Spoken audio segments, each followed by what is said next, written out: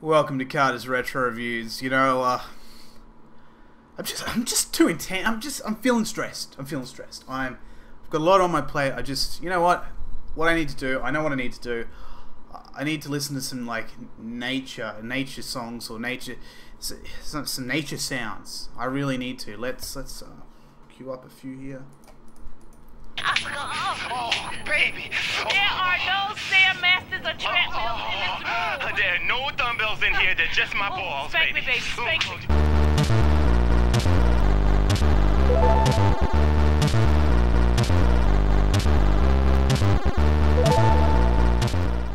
I've already reviewed a motorbike racing game already. If we're going to make any comparisons though, Hang On GP96 is one player. It's a Sega sports game involving motorbikes, and it supports the steering wheel, just like Manx TT. That's where the comparisons start and stop. I've tried to gauge what the general consensus for this game was before I decided to do this review, and while I can say there are a few glaringly obvious problems, I can somewhat justify all of them. I will itemize each one, starting with load times. Load times are not bad in this, but it's really a combination of two things. The loading screens I tend to ignore, so they very rarely get a mention unless the loading is really long, and I haven't really had anything outstanding or worthy of a mention. But you couple the lame loading screens, and I really couldn't get over how close it really was to having a loading screen written in Comic Sans. What did I do to you that you would assault me visually? Talking about visuals, it brings me to the next point, bad graphics. Towards the bottom of the screen where the road disappears, it looks weird enough to throw your concentration initially. It's not that bad, as I want to leave some of my more tastier metaphors for other graphics that insults not only everyone's taste, but offends at every point, and this game is not it. It's not the scapegoat you're looking for. Next point are the dated menus. Before I've taken 1 second of gameplay on board, I've already been inflicted with colours that don't work and menus that were outdated about 2 hours after this game came out. Moving right along is my next point, and that is no intro video.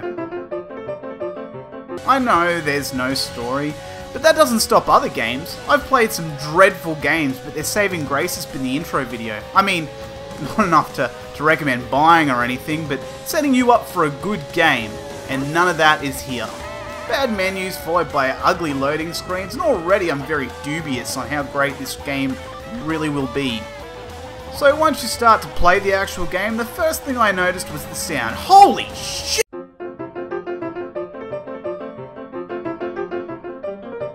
What in God's name have I done to deserve this? The noise of the engine sounds less like a high-powered motorcycle and more like a whippersnipper or a cat raping my ear.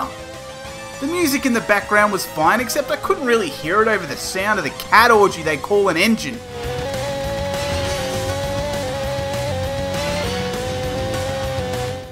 Next part is gameplay. And I struggled with controlling my bike. Forget about the choice of a bike, as it doesn't really make a big difference. But I kept playing, and I got better, and in about 3 hours I nailed all 3 courses and unlocked a new course. The crash physics are a bit shit, but since this is all arcadey, they throw realism out the window and I like it. Although it depends on how you crash as well. Some crashes are far more forgiving than others. Even if it looks like you hit something pretty intense, it just registers as a bump. I've just nudged the side of the wall and gone flying. So I guess really, when it comes down to it, would I recommend this game? Yes, and here's why. You see, a few years ago, I got my Saturn for Christmas. I bought one from the UK that never arrived, and it was about a week out before Christmas, and I bought another one, and I got it at the right price. The first one never turned up, the second one arrived a few days before Christmas, and the deal was to open the Saturn and just one game to test. They're all wrapped up, and there was 8 to choose from. The games I could have unwrapped were Virtua Fighter 1 and 2, Street Racer, Wipeout, and a few other games I can't really remember. I do remember that the games were also bought from overseas and were not in the best shape, but enough to get me through Christmas at the very least. It turned into the best Christmas. It was hosted at our place, the food was great, everyone was extremely happy, and even more so on our side of the family, as my family didn't have to deal with the extended family that year. It was the immediate family and the family-in-law. The first game I played and tested for like 3 or 4 hours was this game. By that stage, I was pretty awesome at the game. I played it for the review and I'm back to being shit at it again, but it's like riding a, bike. I have the patience for this game, and it was my very first Saturn game I ever played. You would have thought too that if this game was disappointingly bad, that I would have already discounted the game and moved on with the next one, right? Perhaps this was meant to be. Perhaps I was meant to open this game, fall in love with it, and start building a collection that borders on unhealthy.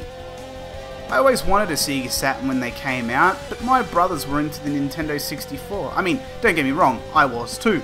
All my friends had PlayStations and loving every minute of it. I was keen to play games, but never really wanted to own a PlayStation. I had one friend who never admitted he owned one until I went around to his place and played his Sega Saturn. I saw its simplistic design, but the console had an undeniable charm that had a hold over me.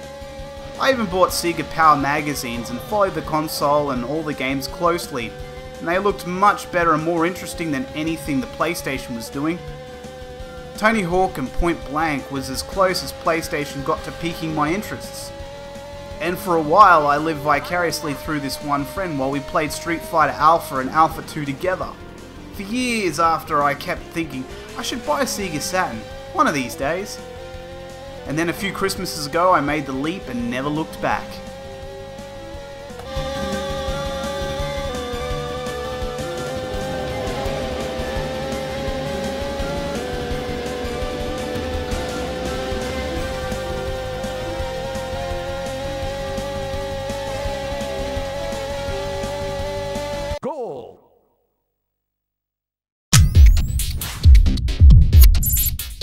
As always, thank you very much for watching.